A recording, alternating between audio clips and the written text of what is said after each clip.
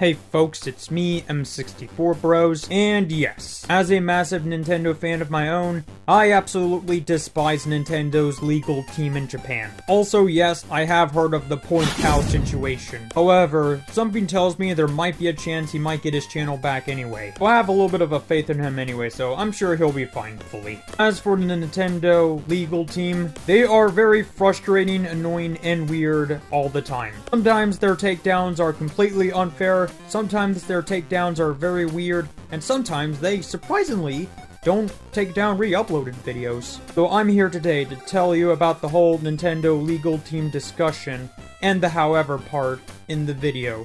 So, let's get to it. Nintendo HQ is basically a multi-billion-dollar massive corporation slash company, and they have a bunch of development teams and dev teams. The hardware developers, software developers, game developers, the ones that make the decisions, blah blah blah, you guys basically get the point. Nintendo might have a DMCA slash legal team in Japan that basically tells Nintendo of America what to do and what to strike down, and yeah, I've read it in an article slash post once. So Nintendo of Japan is the one that makes those decisions, while Nintendo of America is basically chill and does nothing, but Nintendo of Japan does actually tell Nintendo of America to do the order. So basically, if you guys don't know, Nintendo of Japan is basically Nintendo's home place, if you guys need more context or more information, if you get what I mean. Which I'm sure you do. Also, yeah, it's really unfair and frustrating all the time. Not just Nintendo, but also Toei Animations also does the same thing as well. They take down anime videos from YouTubers and other stuff. And I'm assuming other Japanese companies do this as well, because I heard that Japan actually has strict copyright stuff and laws and everything, and basically rules as well. What? Basically, Japan has strict copyright rules and everything else seems unfair. This is outrageous. It's unfair. Yeah, it's completely unfair and basically stupid if you ask me. Like I said, I absolutely despise and hate Nintendo's legal DMCA team in Japan, and basically every Japanese law that affects the US. Also, yes, sometimes Nintendo themselves could be a hard-ass bitch sometimes, and yeah, sorry for the language. However, there is another catch though. As you saw the title of the video saying however, I'm reading your guys' minds right now. What do you mean? Well, I'm about to tell you right now. There are a bunch of talented developers and employees that work very hard on the games they gave us. And you can tell they put a lot of passion and heart into our favorite games. Super Smash Bros. Ultimate, created by Sakurai. The Legend of Zelda series, created by Eiji Aonuma. And the other games we absolutely love. Of course, almost every single Nintendo fan actually respects the devs' manners, rather than sending them death threats over a stupid DLC fighter that no one wanted. And I think you guys know what I'm referring to. The developers deserve a lot of respect and passion and heart for the games they gave us. Like how I respected Sakurai's manners for giving us the Super Smash Bros. Ultimate DLC, rather than harassing him and attacking him for the fighter I didn't want. Eiji Aonuma's development team worked very hard on Tears of Kingdom, and I'm assuming they did it during the pandemic, which you can finally tell they took their time. And let's be honest and real, no one would ever threaten or have no doubt in the Zelda team. Even there are some people online that are finally exposing the haters and calling them out, because here's the thing, there are a bunch of people out there that absolutely love Tears of Kingdom, and some of them pre-ordered the game before the game turned $70, and some of them don't mind paying $70 considering the fact that they actually have a job. However, what some toxic fans shouldn't do is harass and attack them for being excited for Tears of Kingdom. No one should attack or harass anyone for being excited for a video game. Also, no one should attack the developers or the employees over the whole Nintendo DMCA stuff situation. The Nintendo DMCA legal team and developers, employees, and people are completely separated. I even had a chat with Point Cow's fans, and they do have a point. The developers and the employees deserve a lot of respect and attention, and we should respect their manners rather than drag them into it as well.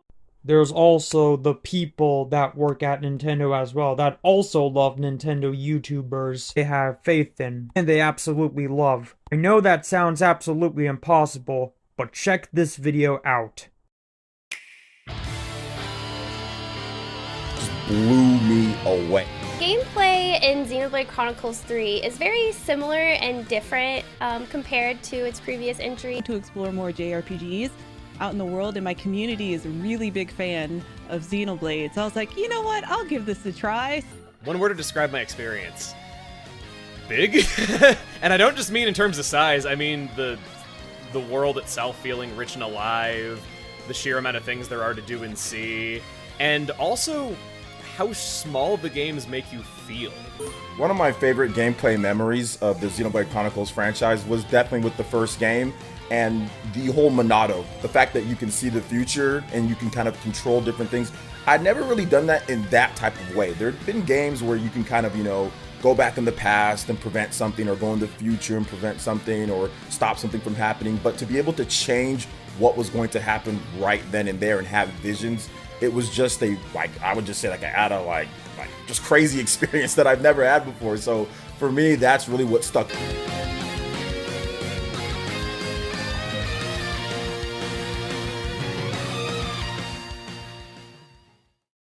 As a bonus, retired Nintendo employees Kit and Christina even mentioned that a lot of people were into Etika, and it's proof that some people at Nintendo absolutely loved him, and I'm sure there's some people at Nintendo still miss him to this day. Hard to believe me? Watch this clip.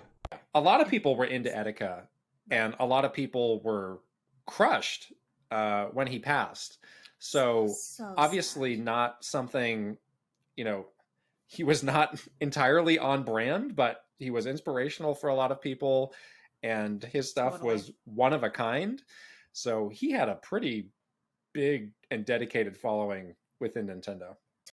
There are people out there at Nintendo who work for Nintendo that have jobs that help their families that still have heart for us YouTubers. I'm sure there's a ton of employees at Nintendo that also watch YouTube and already get the information as well. Most importantly, the DMCA team / legal team from Nintendo of Japan and all of the Nintendo decisions and stuff and shenanigans are absolutely separate from the developers, employees, and people that work at Nintendo. There are basically two sides of Nintendo. One is the one we don't like, which is the corporate decisions, DMCA legal team, and the takedowns, while the other side is the developers and the employees and the people that work at Nintendo that have a lot of heart and passion.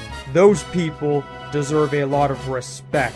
When people blame Nintendo on a lot of crap, they basically refer to the entire corporation and company. The problem is, if you're blaming the entire company and Nintendo as a whole, you're also dragging in its developers, employees, and everyone that has passion into the games, that have faith in the fans they like and everything. The employees and devs are separate from the bad decisions and the DMCA legal team, and they deserve a lot better. I will always love Nintendo, but I do absolutely despise their legal team's DMCA bot / team in Japan. That is the real thing we should hate, and not Nintendo as a whole. Nintendo of Japan's legal team and DMCA bot / team is the real one to blame, and not the entire company as entirely. What I'm assuming is Nintendo might have inserted a broken DMCA bot in the YouTube system that's basically screwed up from the get-go and everything.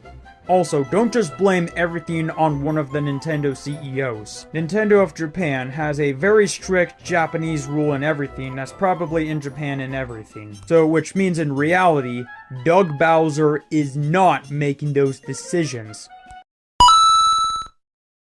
Still to this day, I still play on my Dark Wii U and my Red and Dark Nintendo 2DS. You can check 2 of these tribute videos out if you're interested. Well, basically they're overviews, but yeah. However, I know for an absolute fact, during that era, not everything was beautiful and pretty back then. A lot of brainless, nostalgia-blind people pretend everything was beautiful and pretty during the 3DS and the Wii U era. But what if I told you truthfully, it's not? Huh, you never heard about it. You know, some of the hardcore Wii U fanboys are wise enough to hide the truth or never even mention it, including the ones that say it's better than a Nintendo Switch. What you're seeing right here is actual real proof that not everything was beautiful and pretty during the 3DS and the Wii U era. As an owner of both Wii U consoles I own and all of the 3DSs, the 3DS and the Wii U era are not better than the Switch era. I'm not nostalgia blind, and it's the truth. Don't you put that on me. It's the truth.